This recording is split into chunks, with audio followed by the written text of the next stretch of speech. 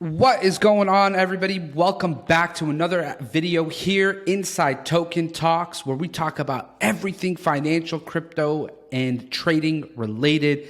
This video is going to be very different than some of the other videos I've done in the past because I feel like it's super important to discuss this topic as it affects everything about our lives and how we will move forward in trading and investing in 2024 and beyond. And in this video, I'm going to go over the impending financial crisis and what's going to potentially happen if there is a World War III. So this is a very, very important video. I'm going to pull up some important facts that will go through what will happen if there is a financial crisis and how a World War III or certain regional wars can push us into a global economic meltdown, which could affect all of us in such a big way.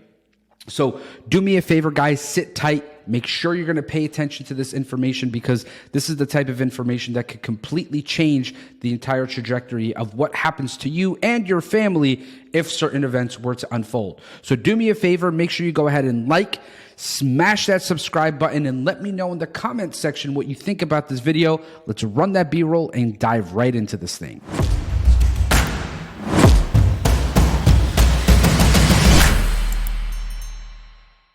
All right, guys, so let's go ahead and dive right into this video and let's talk a little bit about the financial crisis. So look, guys, I just want to make something very clear.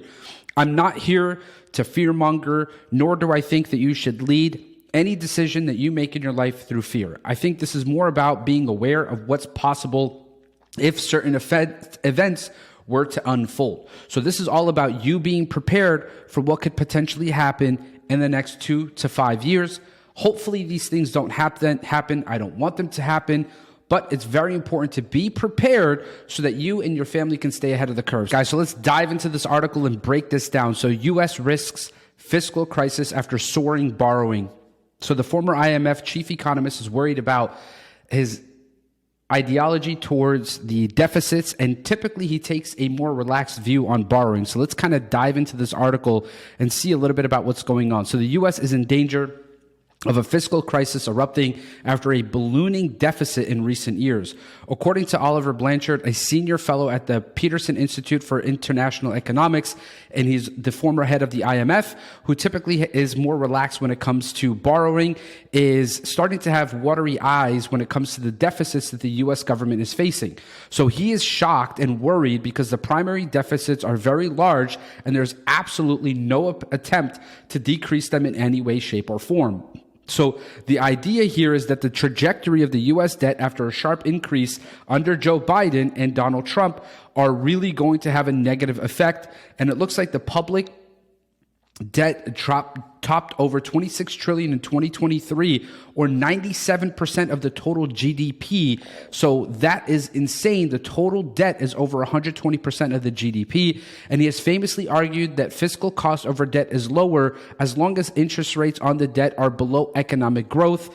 And what's happening now is he's saying he doesn't see a big crisis coming again, except for the U.S., where at some point it will happen, whether in 5 years, 10 years, I do not know.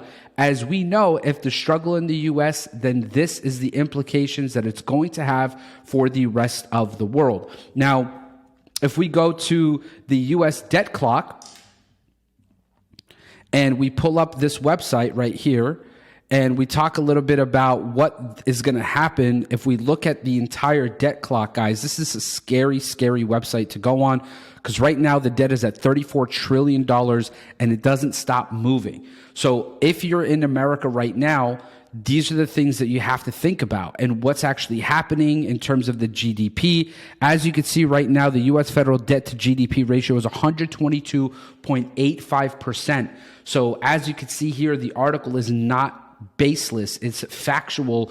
So this is something you have to strongly consider. So let's talk a little bit about what could potentially happen to the stock market if we do see some sort of recession happening. So a 2024 recession would burst the biggest stock bubble since the dot-com craze, sending markets down 40%, a veteran strategist says. So a recession will hit in 2024, according to Paul Dietrich, a chief investment strategist of B. Riley. So as we go through here and we look, it's very likely that in 2024, even a mild economic slowdown could send stocks plunging as investors are playing in one of the most overvalued markets in over 20 years, which means things are overbought. And if you look at the S&P, the Dow, NASDAQ, if you look at all of these composites, they're really overbought. Like, I mean, if you just go pull up the US 30 chart or any one of the SPX, the Russell 2000, you're going to see that these all-time highs are really high, and it's just going to continue to go up and up and up.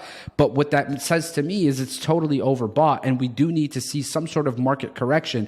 And of course, fundamentals with news are designed for markets to move. Some may argue that the news is engineered to make the markets move the way they need to move. So as Diedrich is telling Business Insider that we're still on the path to recession, and it looks like that even a strong GDP print for the quarter wouldn't dent his confidence in a coming downturn. We're so overvalued right now in the market. And guys, these are people who understand the market at a very high level. Now, optimism is high across Wall Street. Optimism is high across Wall Street as investors price in hefty interest rate cuts this year, and AI mania is showing no signs of slowing down. So this is literally something that, you know, takes me back to 2008 when I remember seeing the markets like literally days before it collapsed. You know, I remember watching CNBC and all these different things, and everybody was so excited about the markets, and there was no fear at all of what's going to potentially happen. So the unemployment rate remains near an all-time low, but workers without a job are having trouble regaining employment, continuing unemployment claims that have hovered across 1.9 million since the start of 2024 as a recessionary in the previous note. And consumers also look like they're having trouble keeping up with the pace of inflation. Credit card debt has notched 1.13 trillion over fourth quarter, and it looks like consumers will soon run into their credit card limits, which is also scary. And as we know, car payments have increased, and a lot of people are living well above their means, paycheck to paycheck, with nothing in the way of savings. Now, there's one thing that's happening right now that could push this even further and much more quicker into anything that we've ever seen before, and that's the potential news of what's going to happen in the world with some news, okay? So now I'm talking about a potential regional war or World War III happening, and if you think World War III is unimaginable, take a look at this. So as we look, are we able to understand that World War III is possible? And the answer is yes. If you look at what's happening in the world right now between Russia, Ukraine, NATO, what's happening right now between Israel and Palestine, what's happening with all of the nations, the ICJ taking Israel to court, Benjamin Netanyahu not backing down at all on his stance and what's going to happen. And it looks like a similar process would occur if in some future date, if the Ukrainian army, starved of ammunition, were overrun by its Russian adversaries. Joe Biden a year ago traveled to Kiev and told Ukrainian leader Zelensky, "You remind us that freedom is priceless and worth fighting for as long as it takes." And if that's the ideology that we have, this could spin us into a recession like we've never seen before, because what will happen is this will put fear into the markets. People will start saving their money. They'll stop paying their bills, and they'll focus on protecting the house. And that could create an economic downturn. I mean, just in the fourth quarter, Israel's economy shrank almost 20%. And if it shrinks again, Israel will be in a recession, and more than likely that's going to happen. So as you can see, right now, the United States is wanting to send billions and billions of dollars to Ukraine, wants to send billions of dollars to Israel, wants to send billions of dollars to Palestine, and it's only going to get worse. So to think that a World War III is not possible, it's absolutely crazy, because we also have China, which is eyeing Taiwan. And if we look over here, it says, we hear news that Taiwan has been blockaded by the People's Liberation Army, and that the president has decided, after carefully reviewing the considerable risk of starting World War III, not to send naval expeditionary forces to enforce freedom of navigation and supply the Taiwanese people with weapons and essential supplies. How much attention will we devote to the end of Taiwan's democracy and the imposition of Chinese Communist Party rule on its people, more than we pay the next Grammy Awards ceremony or Super Bowl? It's insane what's happening right now in this space. And guys, I highly recommend that you read on this. And if we look over here, just on the Independent right now, look at all the news just about World War III, right? We must learn from our history and avoid repeating it. Are we witnessing the opening slavos of World War III? Let's see here. Over here, we look. Russia cyber attacks relentless as threats of World War III grows. Russia warns World War III over Ukraine NATO membership. 7 times World War III has been wrongly predicted. Putin allies says London will be bombed first if World War III breaks out. Russia TV claims Ukrainian invasion has already escalated into World War III. Russian state TV says Ukraine has already escalated into World War III. Visa red tape distracting men fighting of frontline, says Ukraine former PM. So as you can see here, guys, it's literally starting to happen. World War III is on its way, says poll of Western countries. So the more and more we look at this, the more and more we can see that there's certain things happening. Now, check this out. So Biden has announced more than 500 sanctions on Russia after Navalny's death. If you don't know Navalny, look him up. But this is a guy who was sent to Russia to kind of help change their thought process over there and, you know, implement a coup or whatever. I don't want to get into that right now. We could talk about that in another video. But Joe Biden has announced more than 500 sanctions on Russia. This just today? Yeah, today. And essentially, after this guy died in prison last week. And if we look here, Biden said the sanctions would target those connected to his imprisonment, as well as Russian financial sector, defense industrial base, and procurement networks, and sanctions evaders across several continents. They will ensure Putin pays an even steeper price for his aggression abroad and repression at home. Biden has said in a statement about the sanctions, he noted that the action is timed with the second anniversary of Russia's invasion of Ukraine. The U.S. is also imposing export restrictions on almost 100 entities that support Russia's military efforts and taking action to reduce Russia's energy revenues.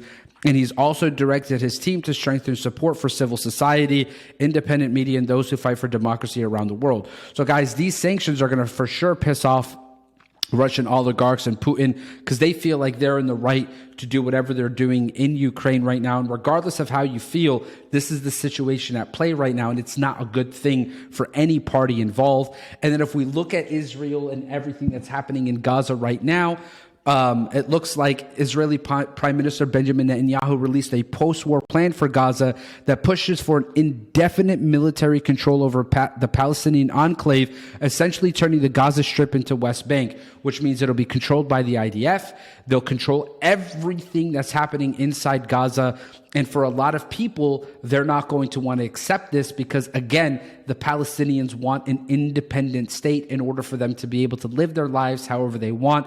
And certain rhetoric like this is going to continue to push the agenda for Hamas, Hezbollah, the Houthis, and all the different factions out there in the Middle East to continue to resist what's happening inside the Middle East. And an Israeli official said Israel's delegation headed to Paris on Friday for the talks, which are expected to include senior U.S., Qatari, and Egyptian officials. So what you need to know about this, the PLO has condemned Netanyahu's plan, a formal declaration of the reoccupation of the Gaza Strip, and an obstruction of the diplomatic efforts towards a Palestinian state. Secretary of State Antony Blinken, who is literally good for nothing, told reporters at a news conference in Argentina that the U.S. viewed the certain basic principles and essential to any post-war plan, including no Israeli reoccupation of Gaza. So it looks like the U.S. is opposing this, but under Netanyahu's plan, Israel would maintain a security zone in the northern Gaza section as long as needed, and have a presence in the enclave in the southern border with Egypt.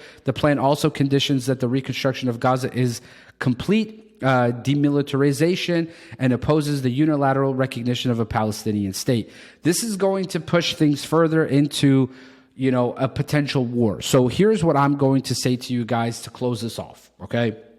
So obviously, the state of the world right now is up in arms. We don't know what's going to happen with everything in Russia, Ukraine. We have no clue what's going to happen between Israel and Palestine and the entire situation in the Middle East.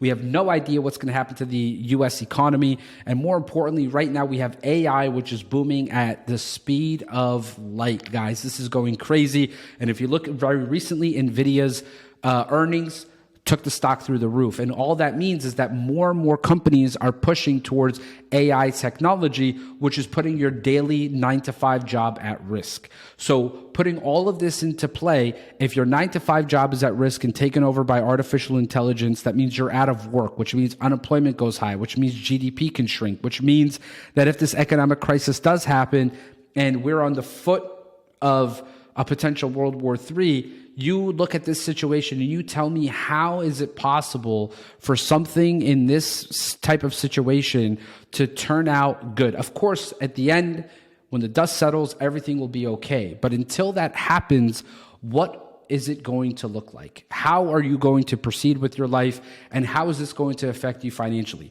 The idea of this video is to make sure that you're fully aware of what's possible and how you need to move forward in 2024 and beyond. You need to protect your assets, you need to protect your family, and you need to make sure that you're aware of what's happening so you can position yourself in the best way possible. This is the craziest time to be a human being, and I hope that you and your family are okay and that you're keeping your mental health safe and sound and secure. Just pray for world peace, and hopefully these world leaders can come to terms and just let all of us citizens live in peace. So hopefully you guys enjoyed this video.